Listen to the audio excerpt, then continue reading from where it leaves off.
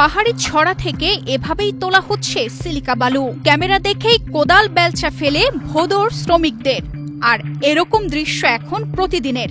এভাবে প্রতিদিন লুট হয়ে যাচ্ছে চুনারুঘাটের বদরগাজীর গিলানি ছড়া আর সুতাং নদীতে। ড্রেজার মেশিন সহ নানা উপায়ে দিনে রাতে চলছে বালু উত্তোলন। ফলে বিপন্ন হচ্ছে পরিবেশ প্রকৃতি, হুমকির মুখে আশেপাশের রাস্তাঘাট ও বসতি। ব্যাপকভাবে চুরি হচ্ছে রাতের বেলা এবং দিনের বেলাও হচ্ছে শুনতেছি। কিছুদিন আগে একটা ভিডিও দেখছি যে একজন সাংবাদিক ক্যামেরা ধরছিল, ওরা যে দৌড়ে পালাইয়া যাইতেছে। এই বালুগুলা উত্তোলন করে কোনো না কোনো জায়গায় স্টক করা হয়। মল নাই, এখন দৈনিক 50-60 গাড়ি বালু যায়। বারবার বাধা দিলে হলো তারা যায়, তারা একটা সিন্ডিকেট সারা উপজেলা নিয়ে।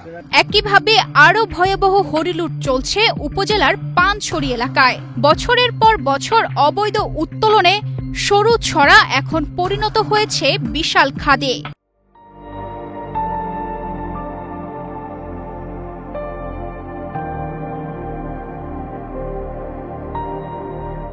হুমকির মুখে চা বাগান পল্লী ও আশেপাশের পরিবেশ।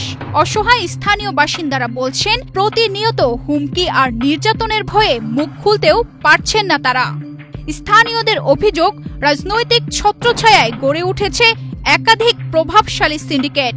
অধীনে জমা ছিল, তাদের বিরুদ্ধে কোনো ব্যবস্থা নেওয়া হয় নাই, যে কারণে এই বালু চোররা আরো সক্ষমতা অর্জন করিয়া ব্যাপকভাবে চুরি করতেছে, যার ফলে চুনারুঘাটের পরিবেশ নষ্ট হইতেছে।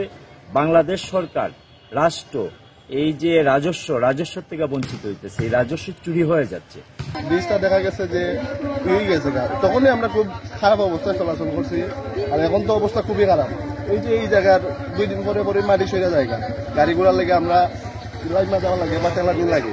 দেখুন খাইলে গাড়ি রাত্রি নামাই দিছি, গাড়ি আটকি সেটিলে উড়াই লয়ে যেমন লাগতেছে। এই ডাইভিশনের যদি কোনো খাস কাম হইতো এই অবস্থা হইল না। কোনো খাস কাম হইতেছে না, গাড়ি যাতায়াত করতেছে, মেঘ বৃষ্টি হইতেছে, গাতা গুতা হয়ে এমন অবস্থা। কয়েকদিন আগে এনে দেখলাম বালুর গাড়ি একটা উল্টা করিয়েছে। জেলা প্রশাসনের তথ্য মতে চলতি বছরে হবিগঞ্জ জেলার কোথাও সিলিকাবাহু মহাল ইজারা দেওয়া হয়নি। তবুও চুনারুঘাট, মাধবপুর ও বাহুবলের পাহাড়ি ছড়া ও চা বাগান এলাকায় অবাধে চলছে বালু লুটপাট। ইতিমধ্যে আমরা একাধিক যে এরকম গাড়ি এবং বালু আমরা জব্দ করেছি। জব্দ করে তাদেরকে মোবাইল কোর্টের মাধ্যমে শাস্তির আওতায় আনা হয়েছে। তারপরে যদি যেখানে যারা আইন ভঙ্গ করবে তাদেরকে আমরা আইনের আওতায় মোবাইল কোর্টের মাধ্যমে এবং প্রয়োজনে নিয়মিত মামলা করে তাদেরকে শাস্তির আওতায় আনা হচ্ছে। আমরা পরিদর্শন করেছি এবং আমরা মনিটরিং এর মধ্যে রেখেছি এবং ইতিমধ্যে আমরা অভিযানও পরিচালনা করেছি। আমরা চেষ্টা করছি যে এই বিষয়ে যারা দায়ী থাকবে তাদের বিরুদ্ধে সর্বোচ্চ আইনি ব্যবস্থা গ্রহণ করা। হবিগঞ্জ জেলার তালিকাভুক্ত 23টি সিলিকা বালু মহালের কোনটিতে চলতি বছর ইজারা দেয়নি খনিজ সম্পদ উন্নয়ন ব্যুরো। তবু সিন্ডিকেটের প্রভাব ও দুর্বল আইনি প্রয়োগে থামানো যাচ্ছে না বালু লুটেরাদের।